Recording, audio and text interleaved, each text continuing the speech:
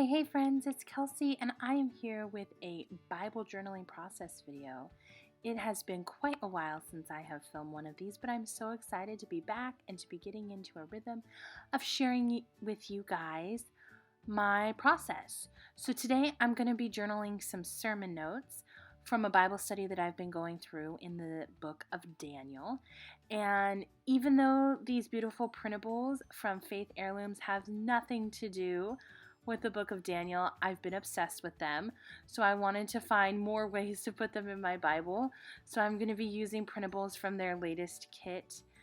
Their ephemera pieces. They're just so beautiful. But the first thing I'm going to do is put down some color in the background with watercolors. I don't use watercolors much, but during this summer I've been doing Fearless Summer Camp with Shauna Klingerman, and it's been challenging me to play with different mediums. So I got out my Dollar Tree watercolors and a water brush and just kind of played with it. And I knew I was going to stamp over it, so I was just trying to get some colors that were in the die cut pieces that I'm going to use down on my page. I used some techniques that other people have used on their YouTube videos for how to get it to layer and to be vibrant. It did bleed through to the other side. I did use similar colors on the other side, so it doesn't bother me too much. In the end, it is what it is. This Bible's getting really chunky anyways, so there you go. But I would recommend that if you don't want to deal with bleed through, that you put gesso down or white acrylic paint or something like that, and then do the watercolor on top of it. It does create a different effect, but that's part of the fun.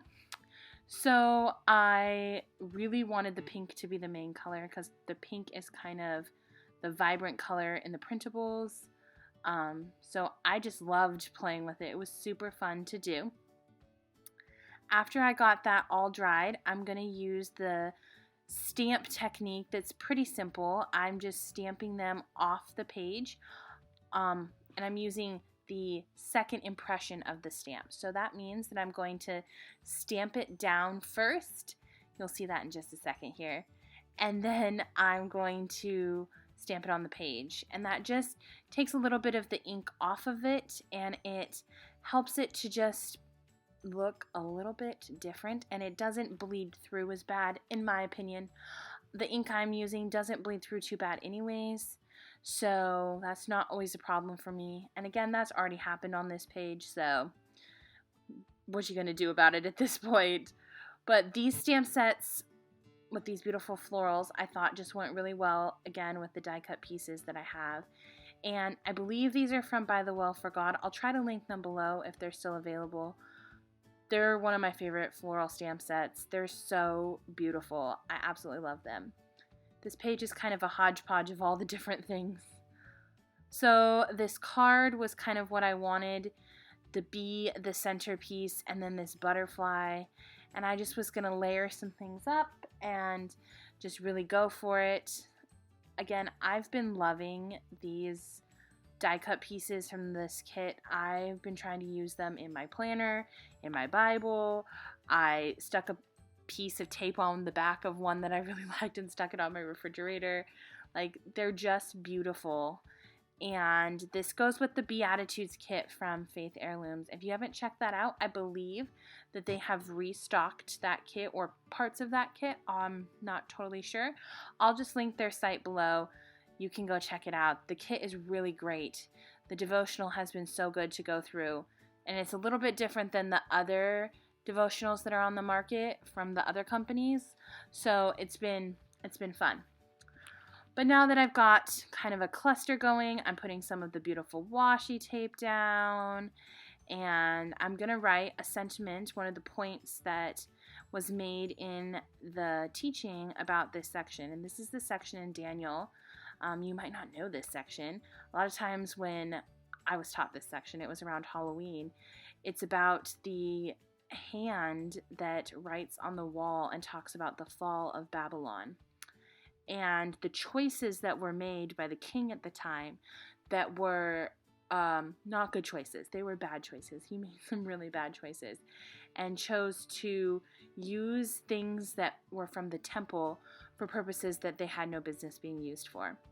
And so I just kind of wrote down some of the sentiments from that lesson that I wanted to remember on this card.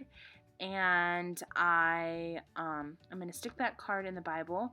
But because this card is so big, you're going to see that I turn it into kind of a little tip-in so that you can flip it open and read the Bible verses behind it.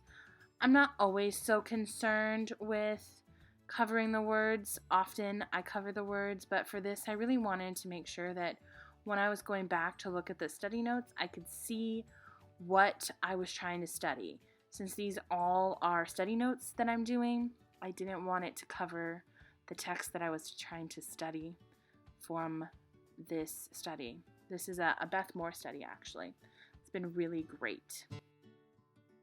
So the very last thing I'm going to do here is I have some twine. You'll see after I put down my little hinge here that I'm going to use some twine that just has been laying around my studio, and I kind of tear it apart and put just like a messy ball of twine behind all of this, just for some texture and a fun look on the page.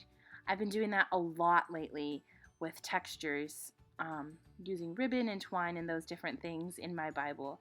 This Bible is getting really chunky and getting close to needing to be retired.